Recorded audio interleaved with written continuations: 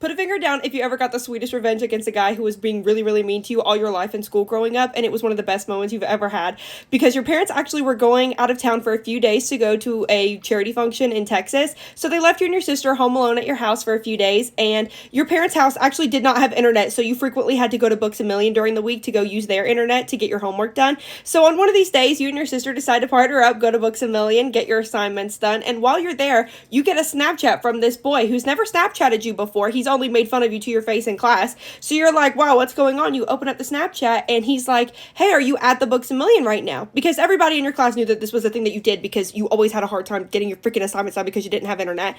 Anyways, so this boy messages you on Snapchat and he's like, hey, are you at the Books a Million? And you say, yes, I am at the Books a Million. And all of a sudden this boy walks in the Books a Million with his computer and says, yeah, I'm going to do my homework here too. I thought you'd be here. So he sits down with his laptop and starts to do his assignments with you, and all of a sudden your phone rings. And who could it be but your parents? You think that they're checking in from their vacation, and your dad says, I have Kelly Pickler, the famous country music singer television host, on the telephone right now. She's right next to me and she wants to say hello to you.